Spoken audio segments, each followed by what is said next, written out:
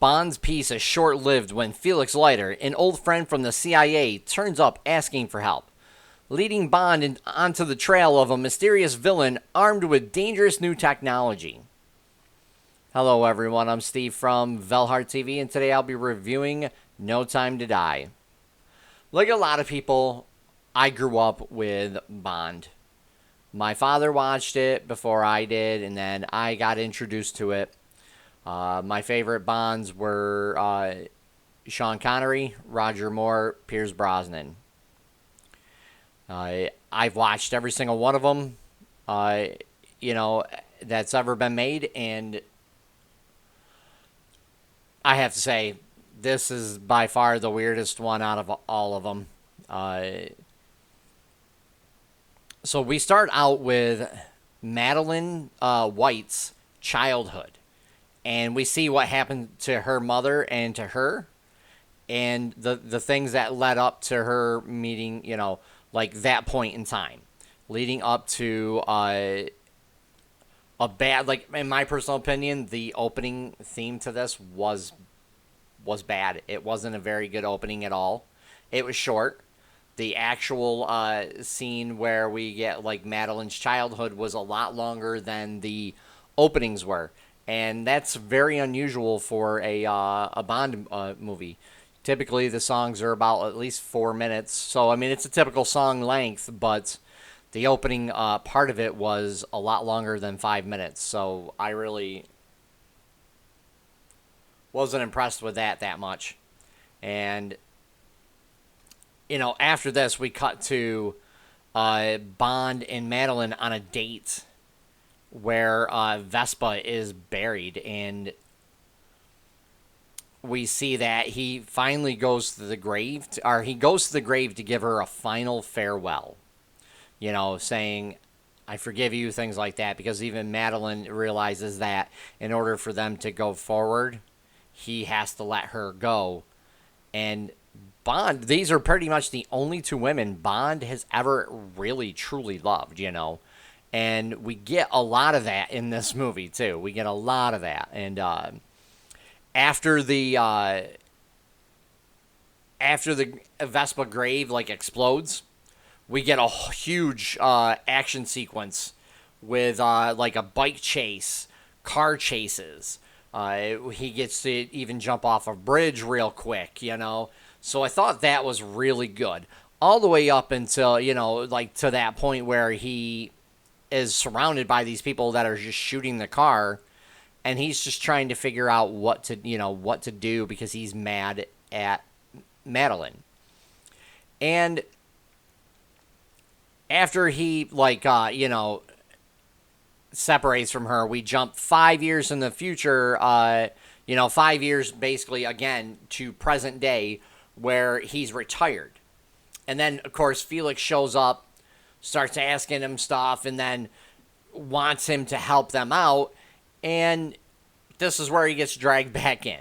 So the whole movie was kind of long, in my opinion, too. It was a real chore to get to the ending of this movie. So there were some pacing issues. But the movie, as it progresses, we end up meeting new players, including a new 007 who's Nomi. And her character is very snarky, very, I don't need you, I'm better than you, I'm kind of annoying type personality. And that's how they wrote her. So it wasn't Lashana Lynch's, I believe that's who played her. It wasn't her fault. She had to play the part that was written, so we get to see that, but the whole time we get Bond showing her up, and she's late to doing stuff. She's, Bond's got to clean up after her because she's really not that good, but they're always butting heads in this too, which was, I think it was a very interesting approach, going with this.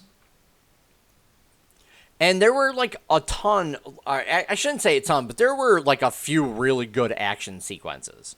The scene where we get to meet Anna de Armas, I believe is how you pronounce her name. I apologize if I butchered it.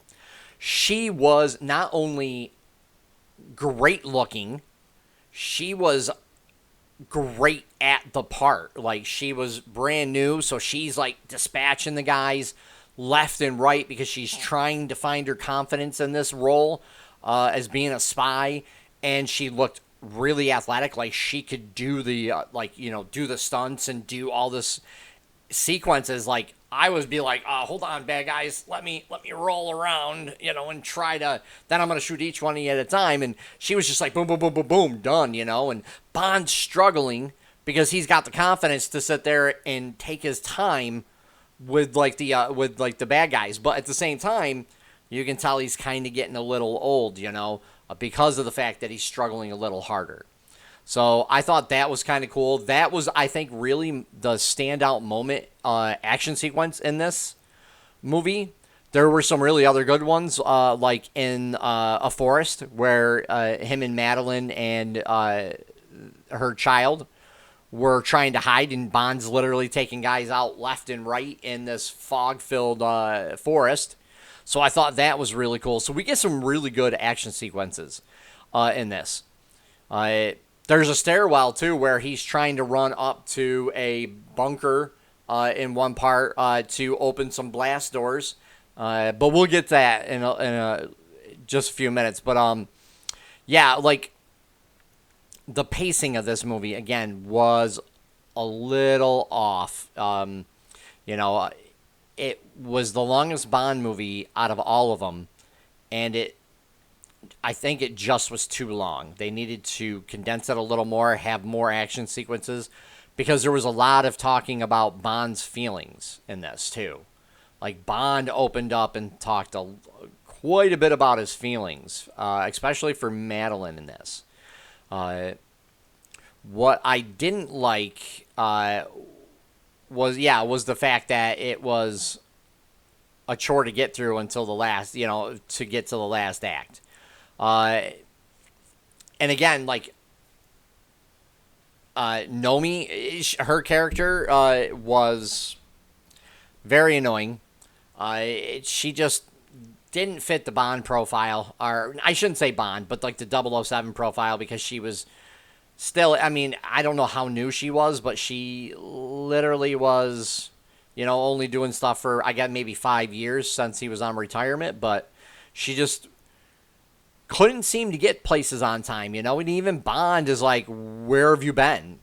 Madeline's been kidnapped with her daughter, and she's like, oh, I didn't know she had a daughter, and he's like, well, nobody did, she was keeping it a secret. And so they keep going through, and it's really odd how they did her character. And then and the ending of this movie, I thought was actually a little bit better than the rest of it, even though I didn't really like parts of it either. Like, it has a big twist that you kind of see coming, but you're kind of like hoping they don't actually go through with it type twist.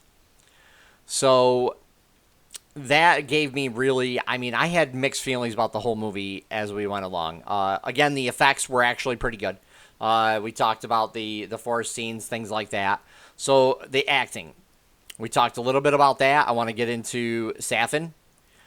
He was a weird, like, it's not that he was a weird Bond villain. He was a weird, like, the way he acted was a little weird in this. Remy's performance in this, like, I don't know, it was a little weird to me. Like, he's kind of like Dr. No in the fact that he is cold, calculating, methodical in like everything he does. There's a purpose to it. There's calculations have already been done. He knows exactly what's going what he wants to happen. And just the portrayal of him, though, was kind of a little weird, I think.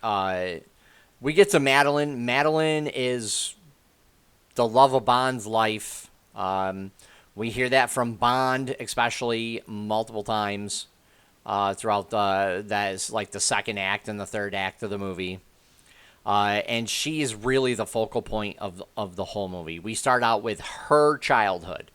We don't start out with Bond doing something. It's her childhood, her antagonist, and then they just go through, and once they bring her back in, Bond's just like all mush and things. So this is post-era Me Too, so they had to soften Bond up, even though he was really the pinnacle of masculinity. I mean, for any male character, and they had to soften him up. They had to make him a better man, more in touch with his feelings, and they brought in a woke element to it which I didn't really like, especially for the ending of this movie. And I know there were a few spoilers in this, but I'm trying to keep it as spoiler free. But it just didn't work, Again, I had mixed feelings about this movie. I didn't really think this was a great Bond film, but it wasn't a bad Bond film either. It was okay with some good parts mixed into it. So this wasn't my favorite. Like Spectre, again, was more along the lines of a okay movie as well. Even though I did like it a little more than this movie, it still wasn't like a great Bond movie. Not like GoldenEye or Goldfinger, From Russia with Love, The Spy Who Loved Me.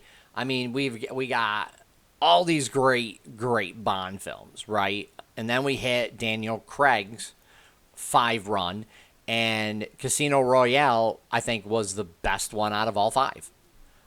They just kind of kept going downhill little by little in it because of all the wokeness that we started to get. And I really even hate to bring up the wokeness, but it's there. You can see it in the way that everybody's more in touch with their feelings.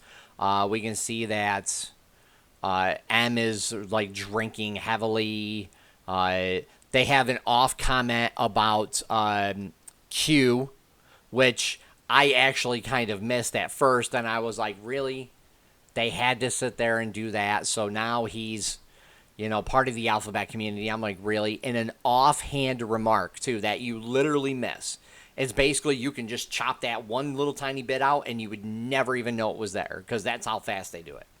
So I would give this at least I would say a 6.5, 7 out of 10. It wasn't by far the best Bond movie I've ever seen, but it wasn't, it wasn't like a terrible Bond movie either. So let me know down below what you guys thought about this movie, what you liked in it, what you didn't like. And if you guys like what I do, please hit the like button and subscribe, as I'll be doing more content each week. Take care for now, everyone.